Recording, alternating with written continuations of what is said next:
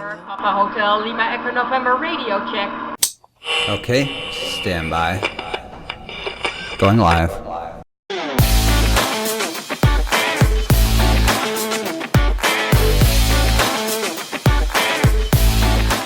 Live from the basket of deplorables. This is Keeping America Great with Eric Bruno. This is the show that takes the politics out of Washington and lets you be heard. Join our chat during the show or follow our commentary on Twitter and break through the fake news as we unpack the week's biggest political stories. And remember, freedom of expression is only feared by those without freedom of thought. It's time to join your fellow patriots for commentary that puts America first. And now, Eric Bruno. It's 5 o'clock on the East Coast and 2 o'clock on the West. But in real America, it's time for Keeping America Great, and I am Eric Bruno. So we are going to be talking about Michael Cohen today, but for those of you who have never joined us before, which is everybody because this is actually the first time we've tried doing this, this is still not really the real show. What we're doing today is testing the platform so that we can see how this thing works. We'll leave a little bit of time here in the beginning of the show to let everybody get into the chat. I see we've got a few people finally coming in to join us, and I want you guys to get involved with each other as well. We'll also watch your comments during the show. So we're talking about Michael Cohen today, and it is Sunday the 26th of August. Normally we'll be on during the week, 5 p.m., Monday through Friday. So Michael Cohen, unless you've been living under a rock for the last, week or so, you know that Michael Cohen pled guilty to several charges. And, of course, the one that everybody seems to be talking about is a alleged campaign finance violation. Now, why is this campaign finance violation so important? Well, it's important because it's the only thing that they can link, possibly, to Donald Trump, and you know that that's their goal anyway. If you've been watching CNN or MSNBC, you know that they have talked nonstop. It's been all Cohen all the time. Well, that's not true because once in a while they throw in some porn stars and celebrity TV gossip, which isn't working too well for them as far as the business model is concerned because they have now dropped from 7th to 8th in the ratings. When you're getting beat by HGTV and USA and ESPN, you're not doing so well. And their ratings are almost 3 times less than that of Fox News. So that's going to be a whole separate show, so let's not get off on too much of a tangent. Back to Michael Cohen.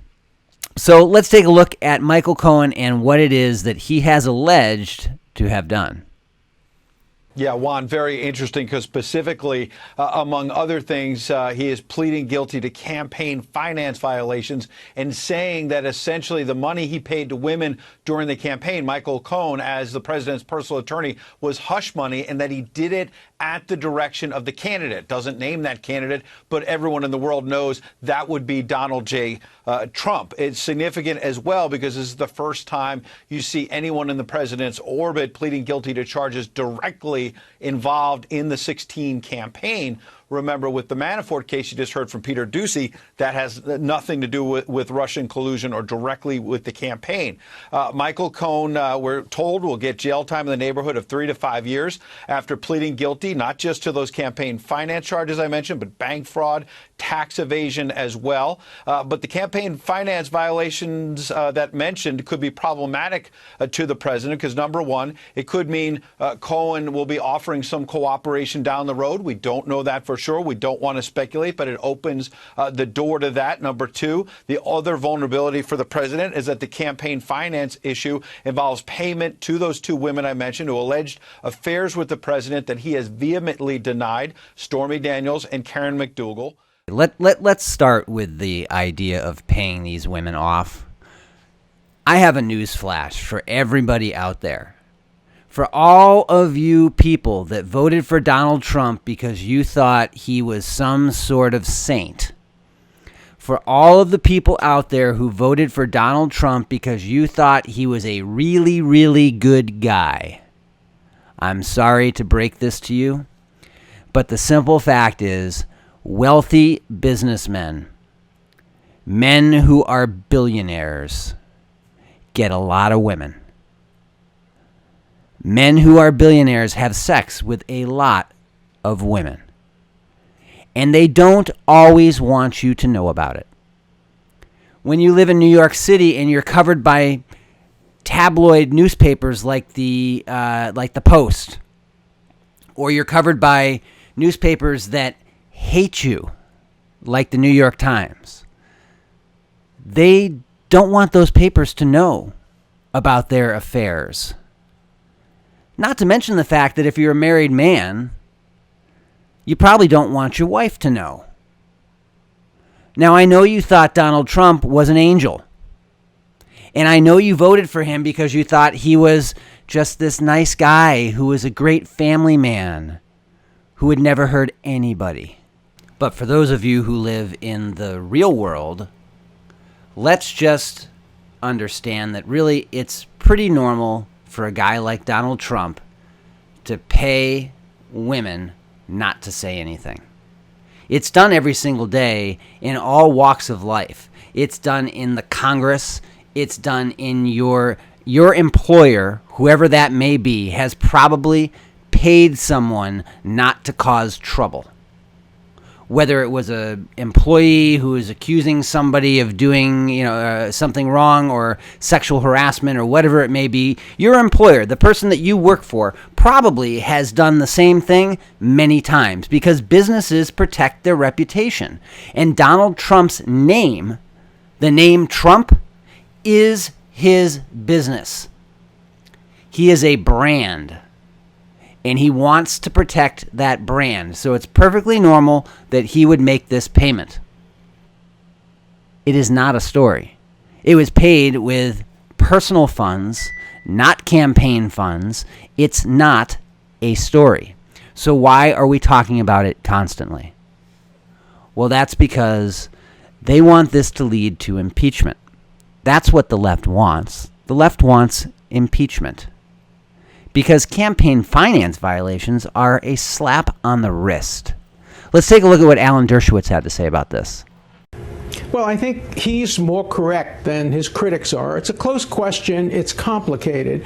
The law is clear that a president may contribute to his own campaign. So if the president had paid $280,000 to these two women, even if he had done so in order to help his campaign, that would be no problem. That's legal. And if Cohen himself made the contribution, that would be unlawful because he has a limit of $5,200. So the complicated issue is, what if Trump told him to do it, as Cohen says? Then Cohen would be acting for Trump as Trump's representative, and the campaign contribution would be lawful as long as the president ultimately paid for it. If it was just an advance on what he was going to pay, that would be completely lawful. So the prosecutor's a little bit in a catch-22. If he believes Cohen that the president directed him to do it, then it's not a crime at all.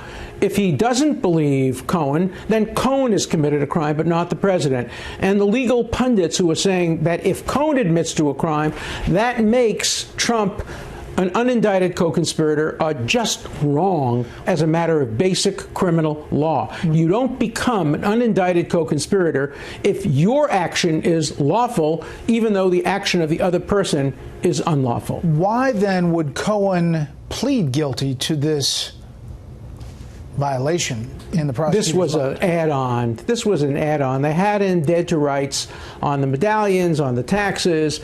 They threw this in, not a very strong case. They threw it in order to give him an opportunity to say something negative about Donald Trump. Look, they're not interested in Cohen. They're interested in Trump. Judge Ellis said that, obviously, in the Manafort case. And so they threw in the campaign contribution law in order to find a connection to Trump. Medallions have no connection to Trump. Taxes have no connection to Trump. This is the only alleged crime that has a connection to Trump. Look, it is and has always been about Donald Trump. Robert Mueller exists. Robert Mueller exists because of the insurance policy. Peter Strzok said, "We will stop him."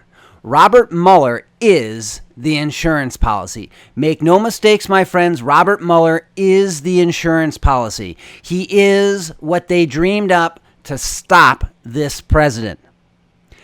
And this case right here, the Michael Cohen case, is nothing more than piling on one after another charge unrelated to what Robert Mueller was supposed to be doing in the first place, piling on additional charges so that they can squeeze Cohen and get exactly what they got. Something, anything that they can use to say the president has committed a crime and let's move forward with impeachment. Mark my words. If the House of Representatives flips and the Democrats take control, if Nancy Pelosi is the Speaker of the House, you will see endless committee hearings. You will see endless committee hearings, and you will see an impeachment vote. And that impeachment vote will happen before the 2020 election so that they can go out and run against the president and say, we impeached the president and he is running again for re-election and you should not vote for him because he is impeached. See, they won't make the impeachment will not make it through the Senate. So there's really not that much liability.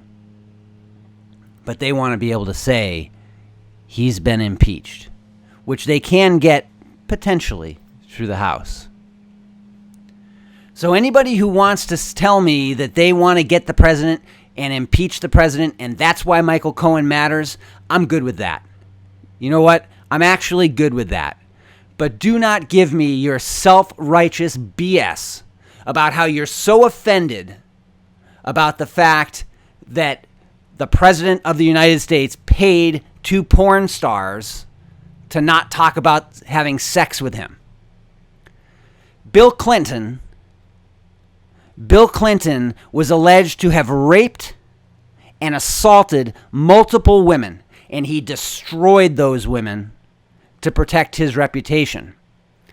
Donald Trump had sex consensually with 2 women who generally get paid to have sex, and then paid them to protect his family and his reputation.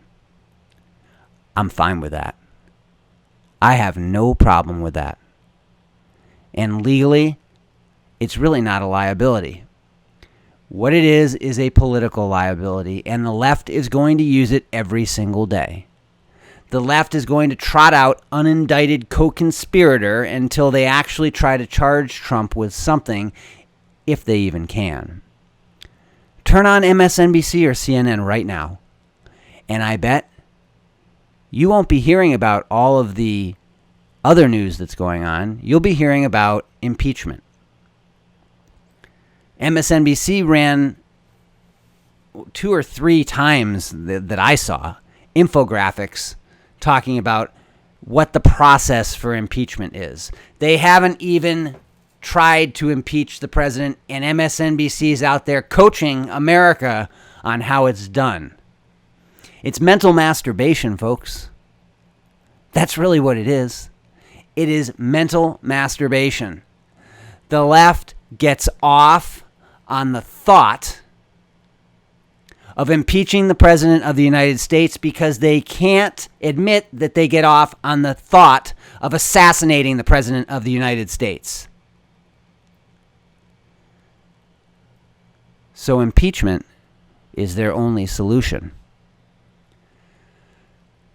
My friends, that's my analysis of what's going on with Michael Cohen, and you will see it all over Twitter, and it's not going to stop. It's going to go this entire week. I would love to hear any feedback that you have. Leave comments for me in this stream, and let's get ready for November the 9th. That will be the launch of this show, Keeping America Great with Eric Bruno, and I will see you every single day at 5 p.m. Monday through Friday to debate whatever the newest topics, the newest issues are, and let's hope it's not impeachment.